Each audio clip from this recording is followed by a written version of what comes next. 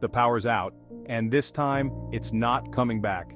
No more streetlights, no buzzing fridge, no notifications on your phone. It's not just a blackout, this is long-term, maybe even permanent.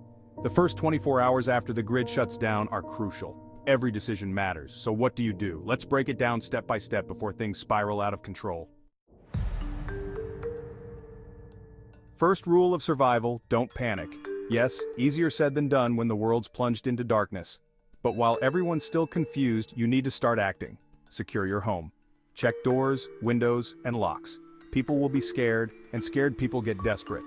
If you're in a populated area, now's the time to hunker down. Staying inside will keep you out of immediate chaos.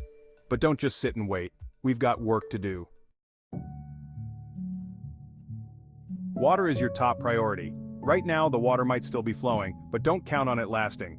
Fill every container you've got. Bottles, pots, pitchers, and yes, even the bathtub. Water's not just for drinking. You'll need it for cooking, cleaning, and maybe even flushing the toilet if you're lucky enough to have running water for a bit longer. When that tap runs dry, you'll be glad you took the time to stockpile every drop. Next up, food. Prioritize what will spoil first: meat, dairy, eggs. Cook what you can right away, or set up a cooler with ice if you have any. But remember, this isn't a short-term outage. Once the fresh stuff is gone, it's time to ration your canned and dry goods.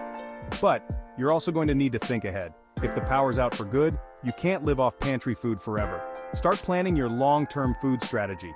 Canned beans and pasta will only get you so far. Eventually, you'll need to grow your own food. And that leads us to our next step.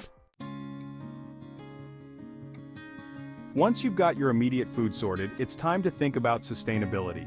If the power isn't coming back, those grocery store runs won't be an option. Growing your own food just became non-negotiable. Do you have seeds? If not, you need to start looking. Scavenge your kitchen for anything you can grow. Beans, tomatoes, squash, even herbs can make a difference. Clear out a small plot of land, or start container gardening. It won't be an instant fix, but in a few months it could mean the difference between surviving or not. Pro tip: focus on fast-growing crops like leafy greens, radishes, and beans. Now let's talk about security. The first few hours might seem calm, but once people realize this outage isn't going away, panic will spread. Desperation can turn dangerous fast. You need to protect yourself, your family, and your property. Lock all doors and windows. If you have any extra wood, start reinforcing entry points. Move valuables out of sight and keep a low profile. You don't want to advertise that you've got food, water, or supplies when others are running low. If you live in a community, talk to your neighbors and consider forming a neighborhood watch.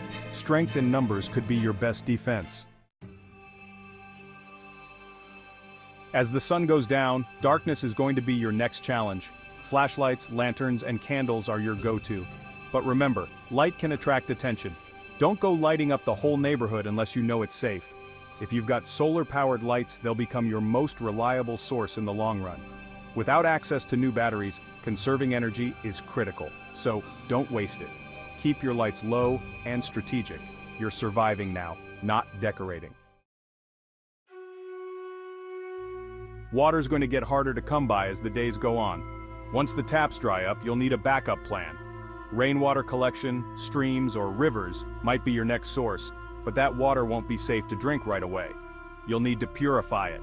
Boil water to kill off any bacteria, or use a basic filtration system, cloth, charcoal, or a portable water filter if you've got one. You can even make a DIY filter with gravel, sand, and charcoal. Every drop counts, so conserve it. The days of long showers are officially over. If things keep going south, money won't hold much value. Bartering will. Start thinking of what you can trade. Extra food, water, batteries, even skills like repairing or gardening will be worth more than cash in the long run. Your best bet for survival isn't to isolate, it's to build a strong community. Talk to your neighbors, share resources and skills, form alliances because there's strength in numbers. But be cautious, not everyone can be trusted in desperate times. Let's face it, things might get worse before they get better. You don't need to barricade yourself like it's the apocalypse, but be prepared. Secure your home. If you have self-defense tools, keep them handy, but use them wisely. The goal here is to protect yourself and your family, not escalate things unnecessarily. Trust your instincts. If something feels off, it probably is. Stay aware of your surroundings and don't put yourself in unnecessary danger. Defensive strategies could make the difference between safety and chaos. Physical survival is one thing, but mental survival? That's where the real challenge begins. Once the adrenaline fades and the reality of long-term power loss sets in, you'll need to keep your head straight. Set small, daily goals to stay productive. Start journaling. Meditate. You'll need to keep your mind sharp, especially as food becomes scarcer and daily routines grind to a halt. Remember, surviving is as much about mental strength as it is about physical preparedness. The grid's down and life as we know it has changed, but you've got this. With the right mindset and a solid plan, you can get through the first 24 hours and beyond. Stay smart, stay safe, and take each day as it comes. Because in this new world, survival is the name of the game. Stay prepared, stay safe, subscribe for more survival tips.